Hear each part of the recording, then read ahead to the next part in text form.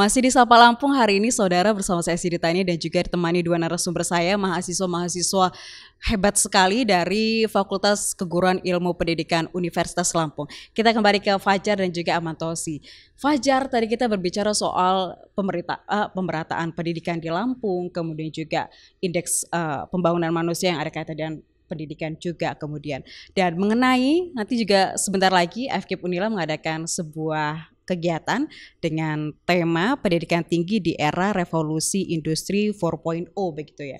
Tapi kalau dari Fajar sendiri nih sebagai seorang mahasiswa keguruan yang nantinya ketika lulus akan menjadi seorang guru ya yang akan langsung mendidik para anak-anak dan juga penerus generasi bangsa di Lampung. Menurut Anda bagaimana sih pengaruhnya ketika revolusi 4.0 ini terhadap dunia pendidikan khususnya di Lampung, Fajar?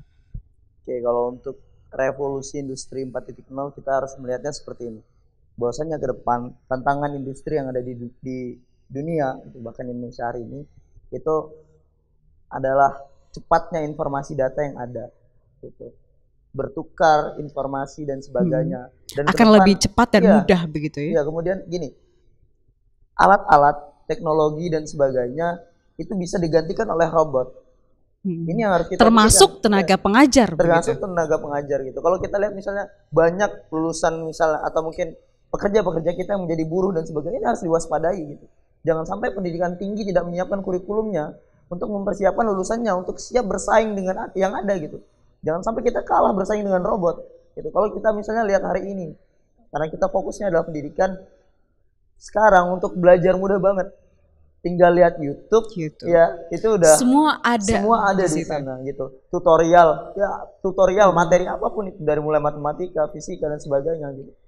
Dan ini yang jadi sorotan buat kita semua harusnya. Jangan sampai peran kita sebagai seorang guru itu tidak lagi diperlukan. Kemudian tergantikan gitu. Begitu ya. Jangan sampai seperti itu. Lalu kemudian apa sih peran yang harus dipersiapkan dari masing-masing guru kemudian agar nantinya peran guru ini tidak kemudian bergeser dengan ya kita tahu bahwa kemajuan teknologi ada positif, negatif begitu ya. Tapi kemudian bagaimana bisa seimbang begitu agar peran guru pun tetap ada.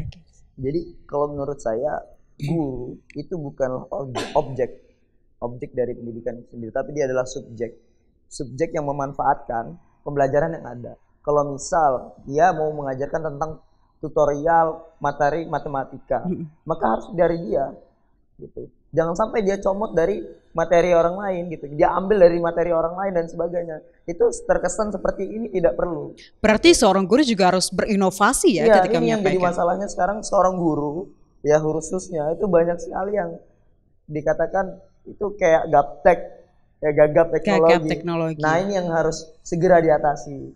Makanya sekarang pendidikan tinggi harus fokus terhadap revolusi industri 4.0.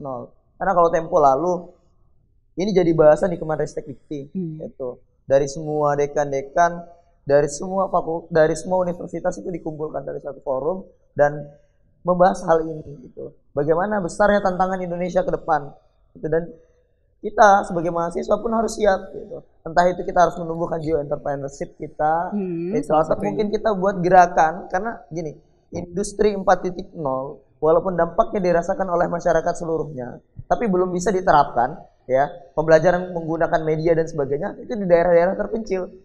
Maka harus adanya pemerataan pendidikan yang kita bahas tadi. Lagi-lagi gitu. Pemerataan pendidikan. Iya, makanya kita harus buat satu gerakan yang itu bisa mencakup gitu, atau mungkin bisa menjangkau dari daerah-daerah terpencil tadi gitu. Oke.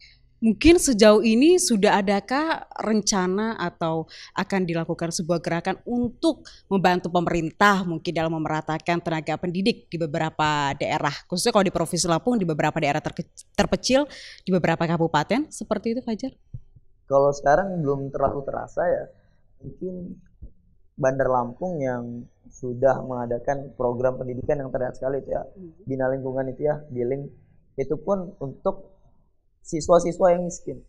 Nah, tapi mereka tidak melihat bahwasanya komponen dalam pendidikan itu tidak hanya siswa atau yang dididik, anak didik, peserta didik, tapi juga ada yang kita belajar pendidik. Nah, pendidik ini adalah satu komponen penting yang harus dimiliki dari setiap sekolah yang ada gitu. Kemudian lagi ada yang punya keahlian khusus, contoh misalnya laboran yang misal penjaga lab, ya kan, itu harus punya sebenarnya. tapi kita kekurangan tenaga itu dan sampai ke sana cara berpikirnya gitu. Itu sih belum terasa kalau program dari pendidikan yang ditawarkan oleh pemerintah. Kita coba beralih ke Ahmad Tosi nih sebagai ketua pelaksana Stadium Generalnya nanti. Kalau Ahmad Tosi mahasiswa FKIP jurusan PPKN di semester berapa sekarang? Semester 3, baru semester 3 nih dia. Berarti artinya masih mahasiswa baru lah begitu ya. Ini kan menjadi calon pendidik, tentu kan ini bukan tugas yang mudah begitu ya Ahman ya. Ada beberapa hal yang harus dipersiapkan untuk kemudian nantinya ketika turun dan terjun ke lapangan ini siap nih para guru. Kalau kamu sendiri sejauh ini kan ini masih mahasiswa baru nih. Bagaimana usaha Anda dan teman-teman keguruan untuk bisa siap kemudian ketika diterjunkan dan pemerintah punya program untuk menyalurkan tenaga pendidik di beberapa daerah terpencil dan kalian juga siap tentunya gitu, nggak gagap gitu terhadap lingkungan dan juga sosial. Seperti apa Ahmad? Silakan. Ya, kalau dari saya pribadi yang pertama pastinya saya dan kawan-kawan sering menekankan bahwasanya ketika kita ketika kita sebagai mahasiswa, ketika kita memilih jurusan itu jangan sampai salah kamar. Dalam arti salah kamar, banyak sekarang pendidik kita ini salah kamar. Salah kamar artinya? Dalam artinya seperti ini. Ada guru yang awalnya ketika sarjananya itu matematika. Tetapi ketika turun di lapangan atau turun di sekolah masing-masing berbeda begitu. Berbeda dengan ketika di kuliahnya atau sarjananya. Contoh mungkin bisa mengambil PPKN ataupun fisika. Nah, itu yang dimaksudkan salah kamar. Jadi mahasiswa juga seharusnya harus bisa memantapkan diri. Mau jadi apa dan seperti apa. Kalau memang harus kita menjadi pendidik, menjadilah pendidik yang sejati.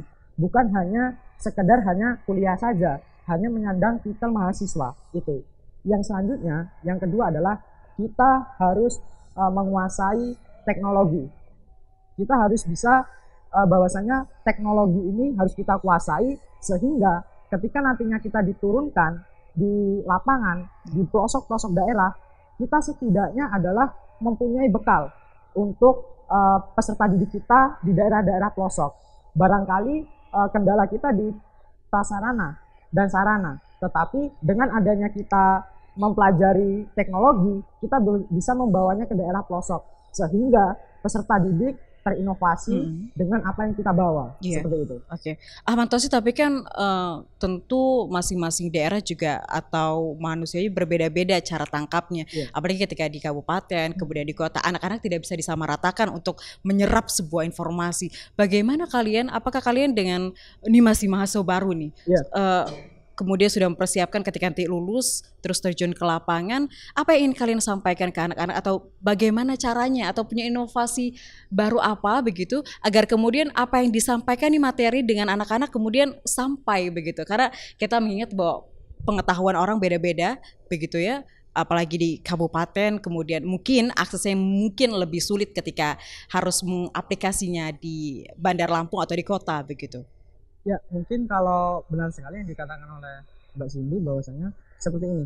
Di dalam mahasiswa FKIP tersendiri itu ada namanya materi kuliah mengenai teori belajar dan pembelajaran. Di situ kita bahas mengenai teori belajar. Teori belajar bermacam-macam. Kita kondisikan dengan peserta didiknya. Yang pertama ada yang namanya behavioristik. Yang selanjutnya ada humanistik. Kemudian ada cybernetik dan lain sebagainya. Nah, dari teori-teori ini kita bisa menerapkan bahwa bagaimana sih yang pas, bagaimana sih yang cocok ketika kita menyampaikan materi di depan peserta didik sehingga peserta didik paham. Selain menggunakan teori, kita ada metode banyak sekali, metode ceramah, diskusi, kemudian tanya jawab, sehingga kita sebagai pendidik juga harus kreatif. Harus kreatif dan juga inovatif ya begitu ya. Inovatif dan bisa mengkolaborasikan semuanya seperti itu. Keren banget, ini berarti calon-calon guru yang mesti siap nih untuk terjun ke lapangan. Ada cara lain ya. Sebenarnya ada cara lain. Contoh misalnya gini. Seperti apa itu? Kalau saya itu dari pendidikan matematika ya, itu rentan sekali dalam merepresentasikan suatu masalah yang ada. Karena bahasa matematis itu kan cenderung rumit ya. Gitu, menggambar grafik dan sebagainya. Jadi sekarang sudah ada aplikasinya sebenarnya. Aplikasi GeoGebra contohnya salah satunya. Itu ketika ditampilkan Jadi anak-anak itu terbayang misal bentuk kubus itu seperti apa sih, gitu. Atau bentuk bola itu seperti apa sih? Dari persamaan ini terbentuk bola, bener nggak sih? Karena kita kadang belajar itu terlalu mengawang-awang gitu, terlalu jauh dari angan-angan. Contoh dari suatu persamaan nih, x kuadrat plus y kuadrat sama dengan 0. Bagaimana sih bisa terbentuk lingkaran contohnya? Jadi ini jadi satu masalah yang sulit bagi siswa karena nggak semuanya punya kemampuan yang sama. Itu jadi bisa dan dibantu. Dibutuhkan kreativitas dari seorang tenaga pendidik tentunya begitu ya. Oke, baik. Kita akan lanjutkan lagi nanti Fajar dan Aman.